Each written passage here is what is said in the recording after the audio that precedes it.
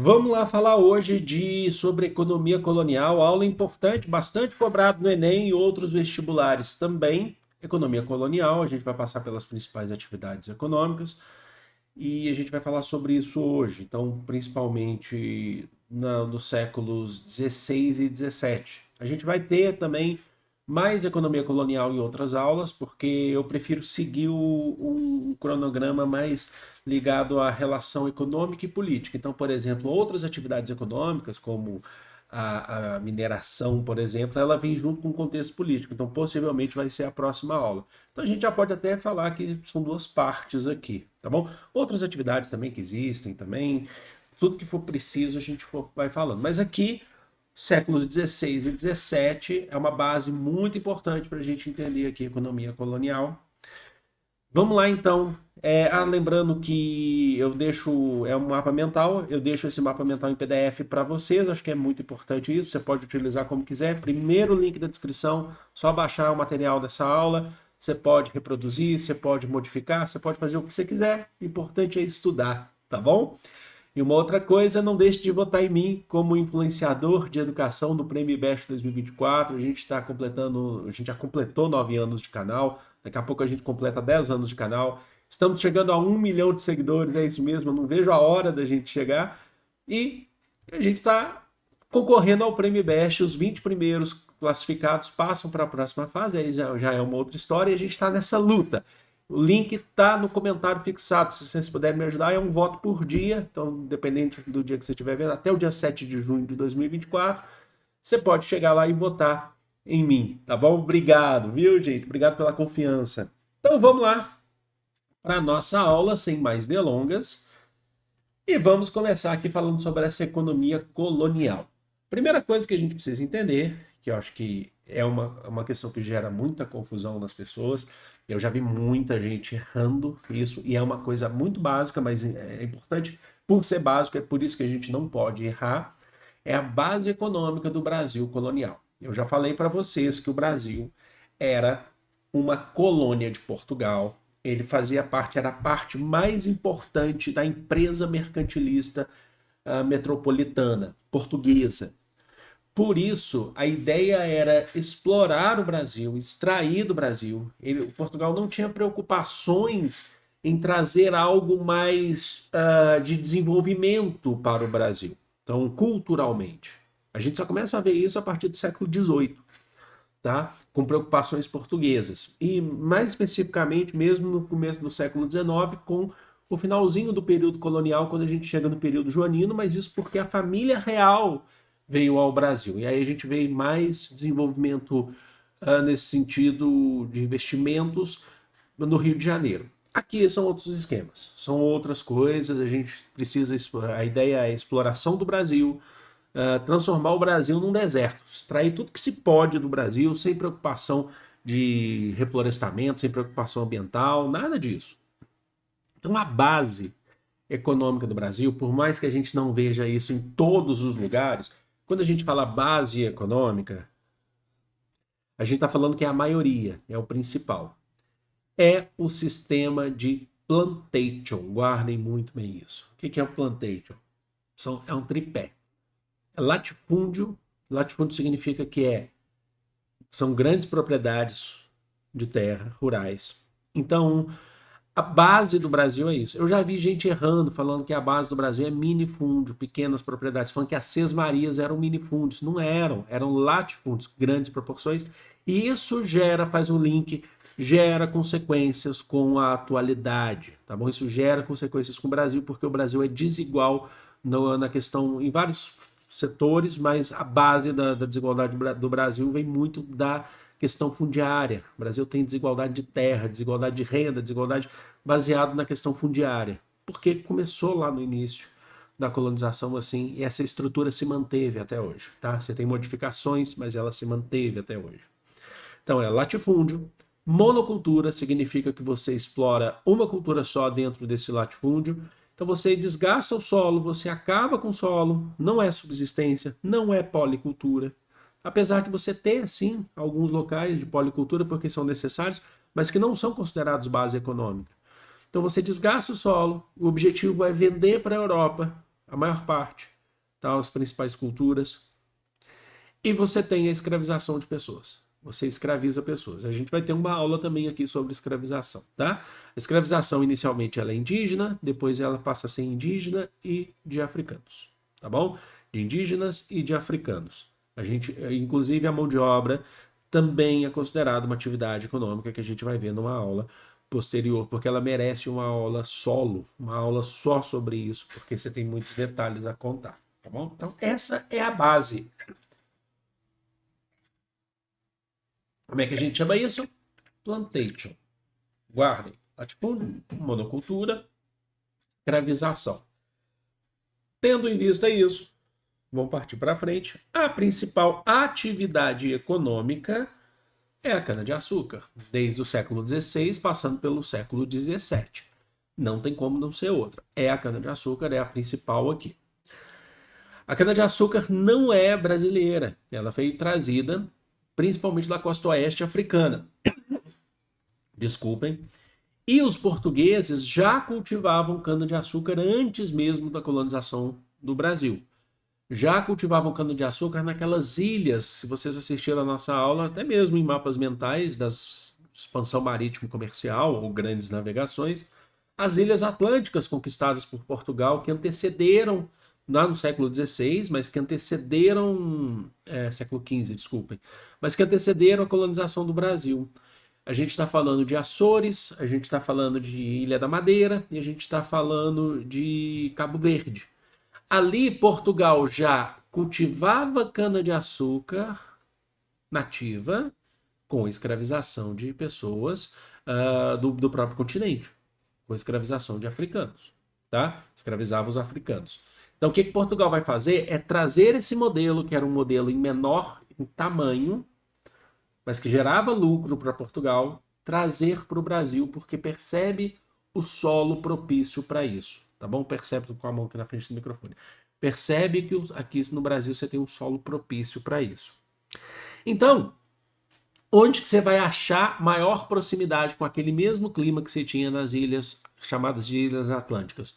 O litoral do Nordeste. Significa que vai ser só no litoral do Nordeste? Não. Em outros momentos a gente tem cana-de-açúcar sendo cultivada em outras regiões, tá? Não só no Nordeste do Brasil. A gente fala aqui, vocês devem perceber que está escrito aqui litoral norte, porque o Brasil, por exemplo, que o Brasil era uma faixa de norte e sul, por conta do Tratado de Tordesilhas. Então a gente costuma dizer que era norte e sul do Brasil. É que hoje a gente fala no litoral nordestino, porque hoje a gente olha pensando no mapa atual, tá bom? As principais áreas de cultivo: Pernambuco, a capitania de Pernambuco, a capitania da Baía de Todos os Santos, que é onde você vai ter Salvador, a gente falou na última aula.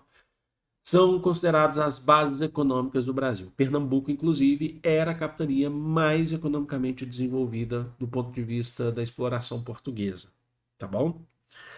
E guardem isso, que essa é uma informação importante, porque quando Pernambuco deixa de ser essa base econômica, com a crise da cana-de-açúcar e a descoberta do ouro mais ao sul, principalmente você vai ter uma elite de Pernambuco se revoltando, porque vão se sentir esquecidos. Mas essa revolta também chega na população e a gente vai ter uma série de revoltas em Pernambuco.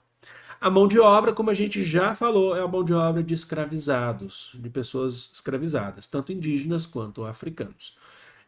Indígenas, mesmo que você tenha uma proibição por parte do ponto de vista, em um determinado momento, por conta da briga entre colonizadores e jesuítas, os indígenas ainda assim eram escravizados ou de forma ilegal, ou eram escravizados de forma legal quando havia um aval do rei, tá?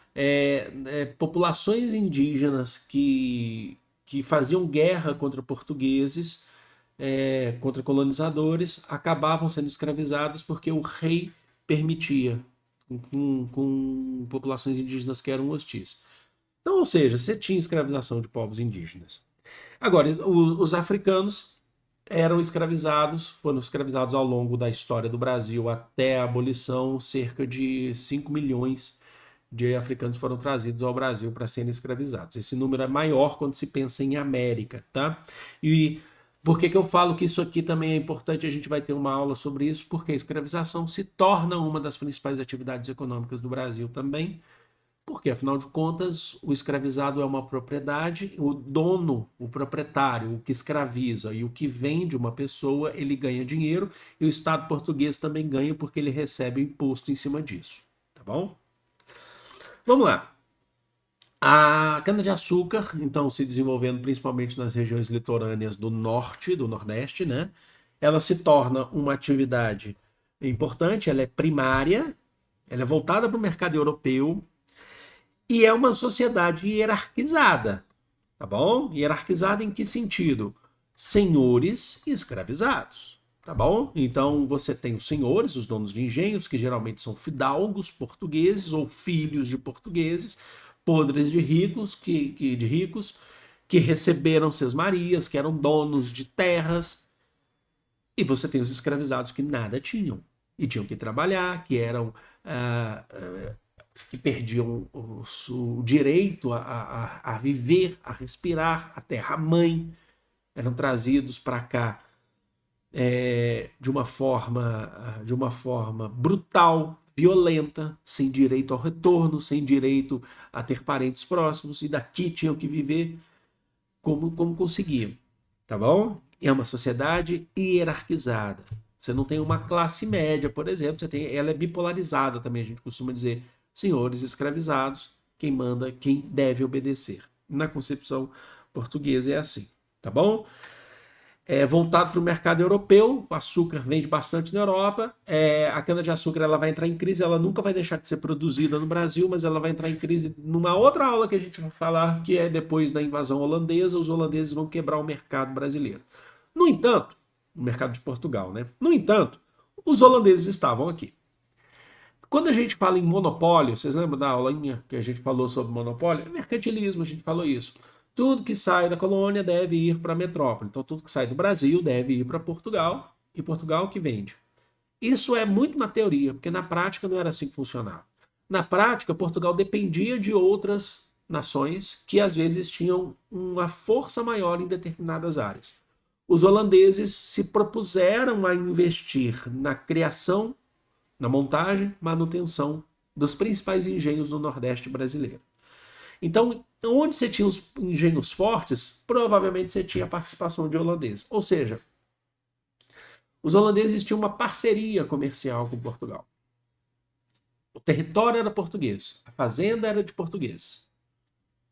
Mas você tinha alguns engenhos que eram montados e feitos as suas manutenções por holandeses.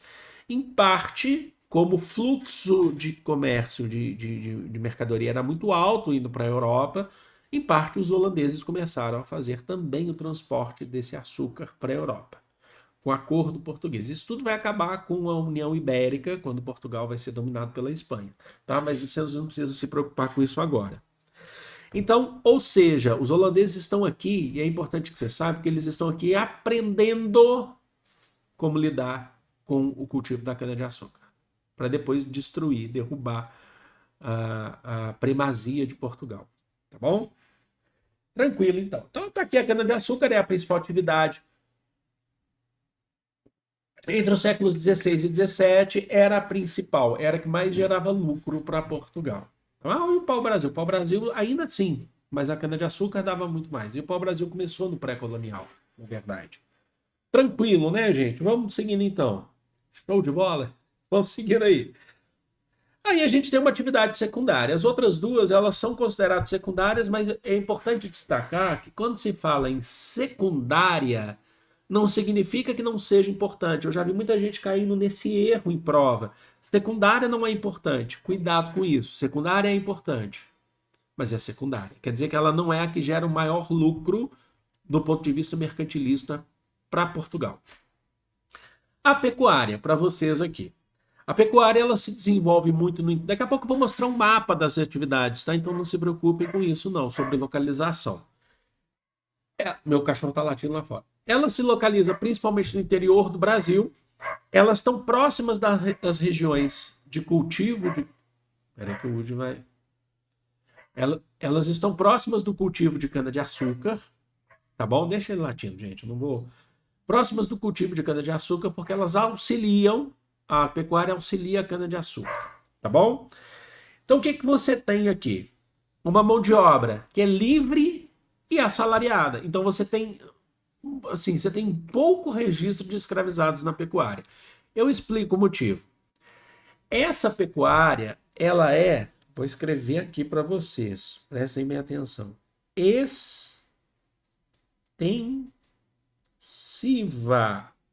O que que significa isso? O gado é criado solto no pasto e é um gado muito fraquinho, é um gado pequeno, é uma quantidade de gado pequena.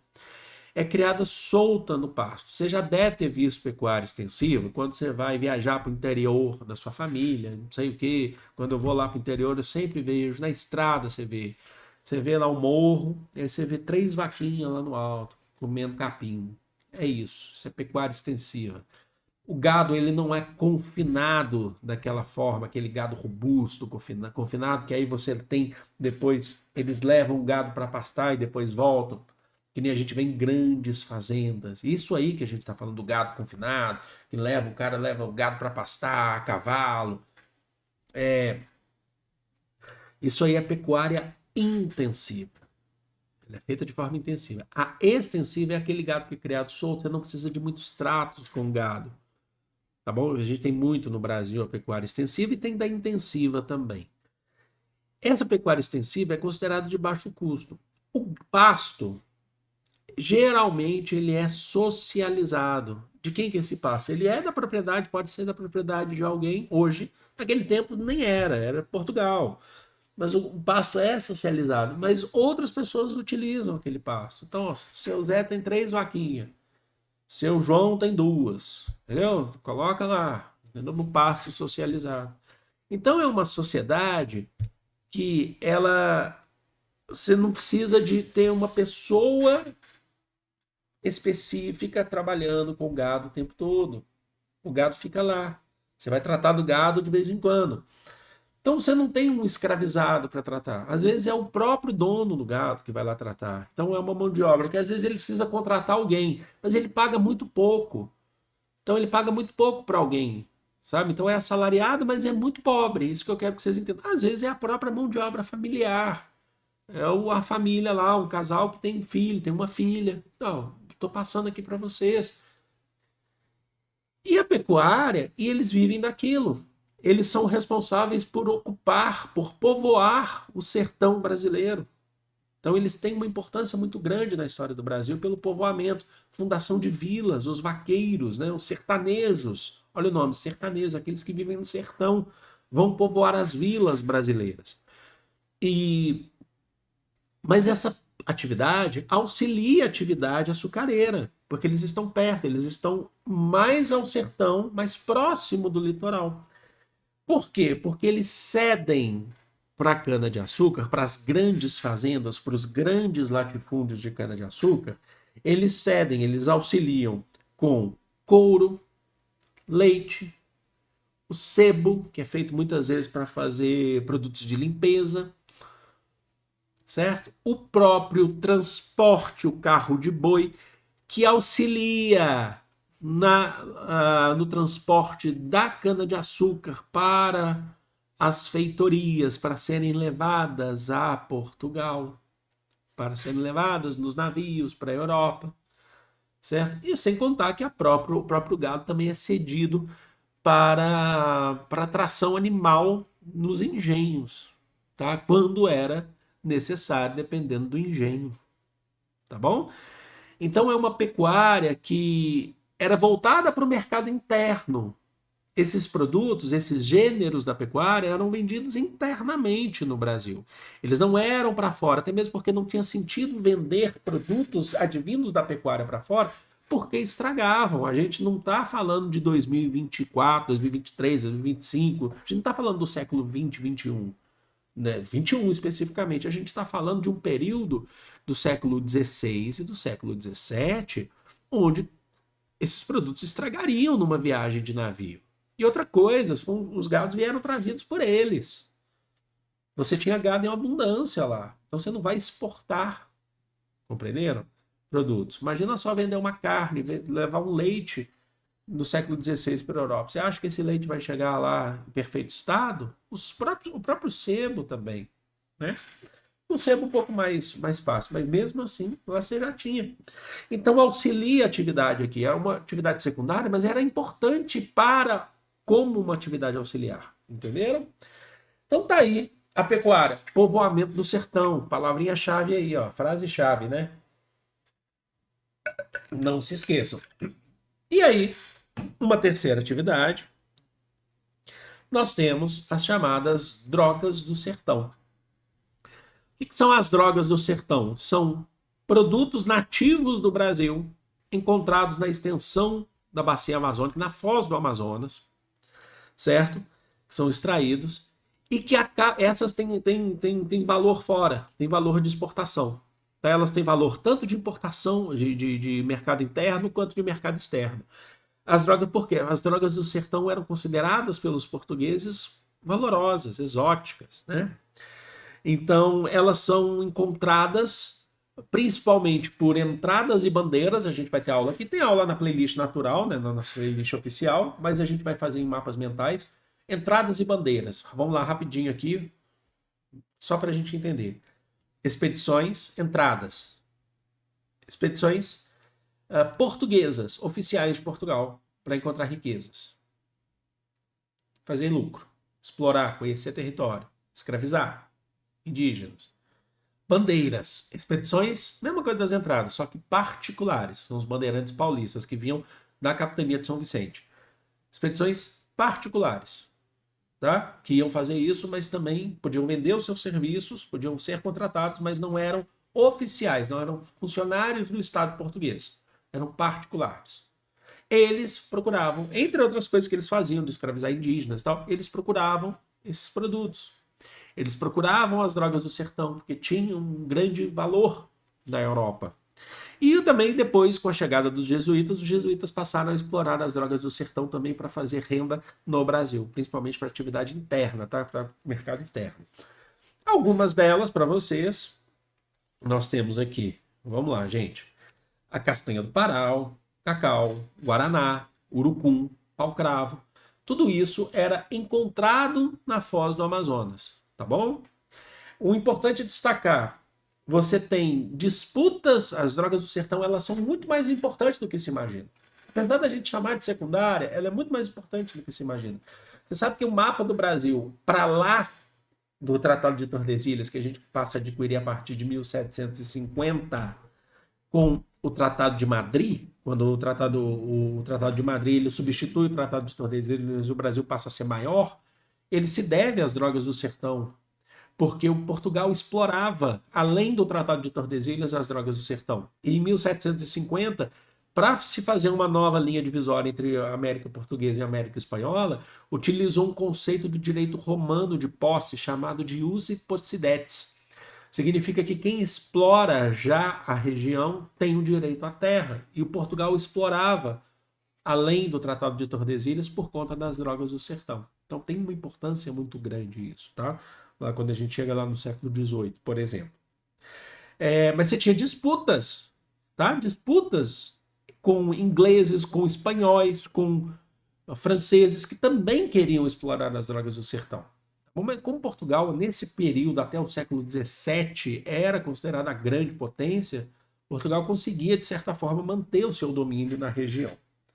Tá bom? Então lembra, até mesmo o Tratado de Tordesilhas nunca foi respeitado. Aqui a gente está tentando quebrar esses mitos de que o monopólio sempre foi respeitado e de que a linha divisória do Tratado de Tordesilhas sempre foi respeitada. Não foram, tá bom?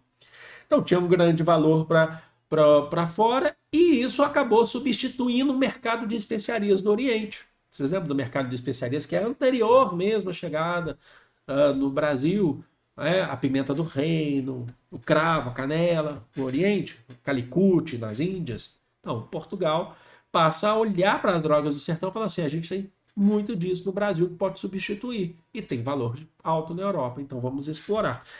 As drogas do sertão também ajudaram o maior conhecimento do território, ajudaram inclusive a formação de vilas ao longo do caminho, onde bandeirantes em entradas passaram, onde jesuítas formavam suas missões, compreenderam?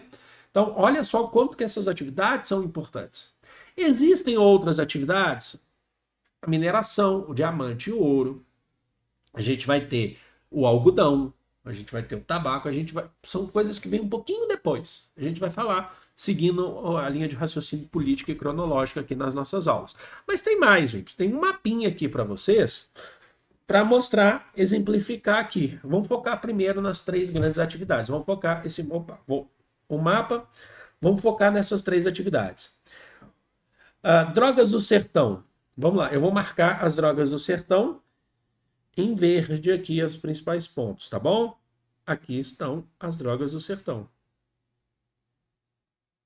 Olha isso. Vamos só lembrar, tá? Vou passar aqui para vocês, que a linha do Tratado de Tordesilhas está mais ou menos aqui. Está um pouquinho torta, mas tudo bem. Reparem que as drogas do sertão estão para lá, tá bom? Olha lá, drogas do sertão. Vamos lá. De azul, vou pegar um azul mais clarinho aqui, nós temos, aqui ó, vou colocar aqui para vocês, a pecuária. A pecuária está mais ou menos nessa região.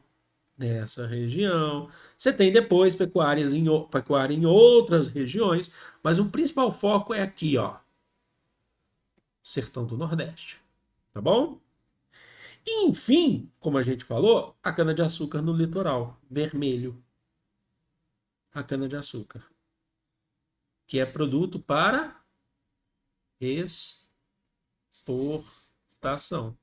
Compreenderam? Então não tem mistério. A gente vai passar pelas outras atividades que a gente vê aqui, como por exemplo o algodão, que vem principalmente a partir do depois do século XVII, mas século XVIII mesmo, e o ouro e o diamante também, que aí é século XVIII mesmo. Mas a gente vai passar por isso ao longo da nossa história aqui. Espero que vocês tenham gostado, tá? Espero que vocês tenham entendido. Deixa eu voltar aqui. Não deixe de votar em mim lá no Prêmio Best, ajuda demais a gente tá fazendo esse trabalho aqui. Não deixe de baixar esse conteúdo aqui também, o material, tá no primeiro link da descrição. E para votar no Prêmio Best é no comentário fixado. Eu vou ficando por aqui, vocês sabem que eu amo vocês, é de todo o coração do mundo. Grande beijo, fui!